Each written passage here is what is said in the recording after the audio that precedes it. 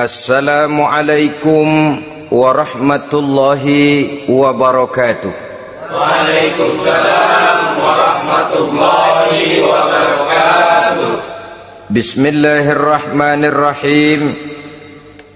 Alhamdulillahi rabbil alamin. Wassalatu wassalamu ala ashrafil anbiya'i wal mursalin, Sayyidina wa maulana Muhammadin wa ala alihi wa ashabihil mujahidin at-tahirin. Amma ba'du. Setelah tauhid, berbakti kepada ibu dan bapak. Tidak ada satu kebahagiaan yang bisa ditegakkan di dunia ini tanpa doa, tanpa restu daripada ibu dan bapak. Ini keramat hidup. Doanya dikabul Allah dan kutubnya juga dikabul oleh Allah Subhanahu wa ta'ala. Jadi mendidik anak setelah menanamkan jiwa tauhid, menanamkan rasa hormat dan taat berbakti kepada ibu bapaknya. Itu yang kedua. Kemudian yang ketiga, melalui model Luqman, Quran mendorong kita untuk mendidik anak, menanamkan etika otonom. Apa itu? Ya bunayya, innaha intaku mithqala habbatin min khardalin fatakun fi sakhratin aw fis samawati aw fil ardi ya'ti bihallah. Wahai anakku, sesungguhnya kalau ada satu kebaikan yang kamu kerjakan, kecil, tidak nampak oleh pandangan mata yang zahir, yang kecil itu tersembunyi di puncak langit, di dasar bumi yang paling dalam, atau di tengah batu hitam sekalipun, Allah pasti mengetahuinya dan pasti akan memberikan balasan yang seadil-adilnya. Pendidikan apa ini? Pendidikan moral, menanamkan etika otonom. Nah, kau berbuat baik jangan karena dilihat orang. Kau tidak mau melakukan kejahatan jangan cuma karena ada polisi. Kalau ada polisi kau tidak mau jahat, kucing juga begitu. Coba lihat kucing, taruh ikan asin di piring kaleng, tongkrongin. Aduh, kucing kalem, sopan, tenang. Sedikit kita lengah, habis ikan digarap. Tapi ditanamkan satu kesadaran, kemanapun kau pergi nak, apapun yang kau kerjakan, tersembunyi di tengah batu, di dasar bumi, di puncak langit, Allah pasti tahu. Dalam bahasa yang ringan, nak, kita ini diawasi oleh dua hiperkomputer yang maha sensitif. Produksi langit, mereknya Rokib dan Atid. Itu komputer yang sangat peka dan sensitif. Jangankan kita berbuat, kita berniat baik saja, komputer sudah nyatat sendiri. Inilah yang orang sekarang namakan waskat, nak, pengawasan malaikat. Kalau hidup sudah merasa diawasi oleh malaikat, waskat berhasil. Tapi kalau waskat sudah diawasi malah nekat, itu yang gagal. Atau yang diawasi dan yang mengawasi sama-sama sepakat, nah, itu juga bisa cincai. Saudara-saudara kaum muslimin rahimakumullah, waskat dalam pengertian kita muslim, bagaimana hidup ini merasakan diawasi oleh malaikat. Intelektualitas yang tinggi sekalipun, IQ yang nilainya plus sekalipun, disiplin ilmu yang bagaimanapun banyak yang memenuhi benak kita, tanpa diiringi oleh etika otonom, orang sering mencari celah dan kesempatan. Mencari celah dan kesempatan. Tapi kalau sudah merasa, kemanapun saya pergi, dimanapun saya berada, kebaikan bagaimanapun sekecilnya saya lakukan, toh Allah pasti akan memberikan balasan. In khairan fa khairun, wa in syarran fa syarrun. Jikalau baik, baik balasan yang kita terima. Jikalau jahat, jahat kejahatan yang kita terima. Kalau sudah ke arah ini kita berpikir, maka sesungguhnya kalau kita berbuat baik kepada orang lain, hakikatnya kita sudah berbuat baik kepada diri kita sendiri. Lalu tidak ada merasa rugi berbuat baik kepada orang.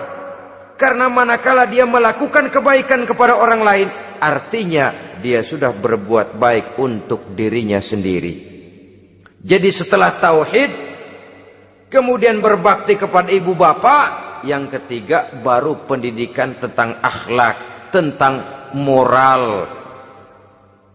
Pola ini yang sering terlupakan oleh kita, bahwa bagi kita itu pendidikan tidak lain upaya mencerdaskan otak anak.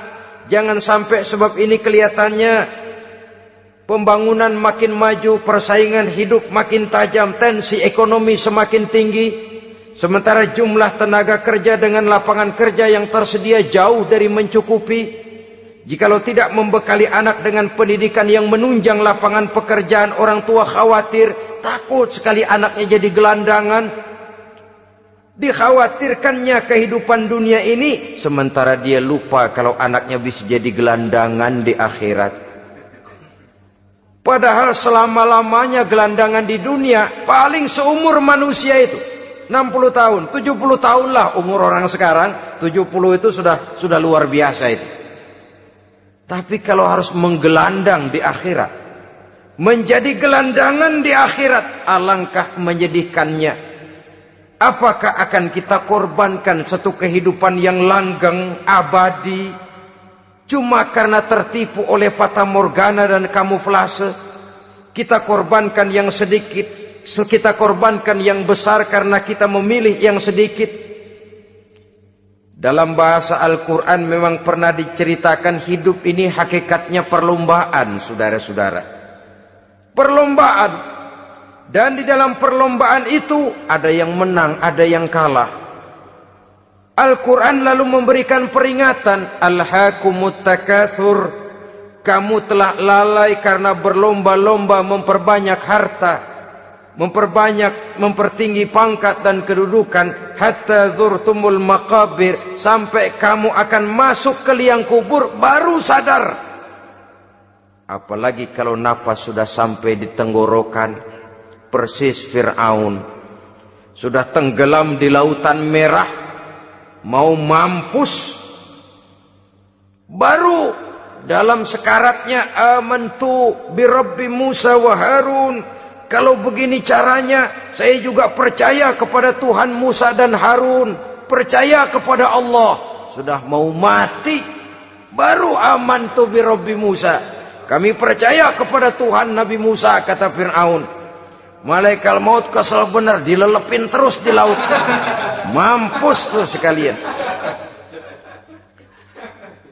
Hidup ini memang kita berlomba, berlomba dengan waktu, berlomba dengan umur, berlomba dengan tenaga, berlomba dengan tetangga. Yang jangankan kita sampai mundur, berhenti saja sejenak, kita akan ditinggalkan oleh yang lain. Tiada kata mundur, bahkan tiada kata berhenti. Sekali kita melangkah, melangkahlah terus. Tapi berlombalah seperti yang dikehendaki Quran. Fastabiqul khairat. Berlomba-lombalah di dalam kebajikan. Jangan berlomba-lomba di dalam kemaksiatan, kemunkaran, kejahatan. Berlombalah dalam urusan kebaikan. Saudara-saudara kaum muslimin rahimakumullah. Tauhid, berbakti kepada ibu bapak, kemudian pendidikan tentang moral. Apabila pendidikan tentang moral sudah tertanam, barulah lihat bakat si anak. Kemana bakatnya? Anak saya kelihatannya dari kecil demennya main bedil-bedilan saja. Abri kali itu. Kirim ke Magelang, masukkan akabri. Tapi dengan syarat 3 itu tadi. Iman sudah tertanam, rasa bakti kepada ibu bapak sudah ada, dan punya nilai moral. Sehingga boleh jadi nanti dia menjadi jenderal yang beriman, yang berbakti kepada ibu bapaknya, dan punya moral yang tinggi. Kan lebih baik rakyat rendah tapi akhlaknya tinggi, daripada pejabat tinggi tapi moralnya rendah. Jauh lebih baik rakyat rendah punya moral tinggi ketimbang pejabat tinggi punya moral rendah. Nilai moral ini yang jadi ukuran dan barometer di masyarakat. Yang ini yang sering kita lupakan. Bahwa kehancuran satu bangsa dimanapun di dunia ini selalu dimulai dengan kehancuran moral daripada bangsa itu sendiri. Sekarang membina nilai moral ini berat. Gadis kita, remaja, putri, diberikan pakaian jilbab, mungkin dia sendiri masih setengah-setengah, ditambah lagi oleh ledekan temennya. Jilbab lah kuno. Bau sorga lah, bau masjid lah, bau menyan lah. Ditanamkan rasa malu untuk hidup dekat dengan agama. Kalau moral semacam ini sudah tertanam, sedikit demi sedikit kita mulai mengucapkan selamat tinggal kepada agama. Dan kemalangan apa yang lebih malang kalau kita sudah jauh dari agama ini?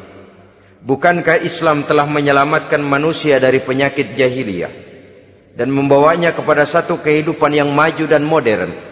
Kalau kita tinggalkan Islam ini, bukankah artinya kita akan kembali kepada satu zaman jahiliyah? Hanya saja jahiliyah itu berada di abad modern. Versinya tentu lebih modern. Kalau zaman jahiliyah dulu mabuknya pakai arak, zaman sekarang sudah macam-macam orang bisa mabuk. Kalau zaman jahiliyah dulu anak perempuan dikubur hidup-hidup, zaman sekarang kadang-kadang belum sempat lahir ke dunia, malah sudah dibunuh lebih dahulu. Versinya saja yang berbeda.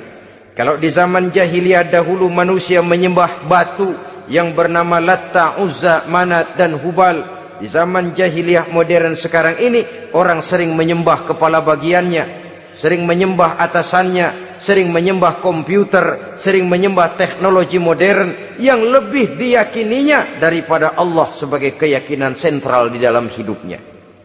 Saudara-saudara kaum muslimin rahimakumullah.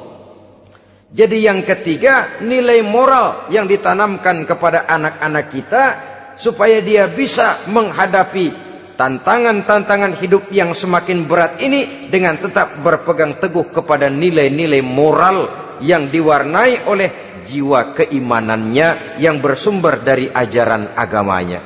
Terima kasih atas perhatian saudara. Mohon maaf atas segala kekurangan. Usikum wa nafsi bitaqwallah. Wassalamualaikum warahmatullahi wabarakatuh.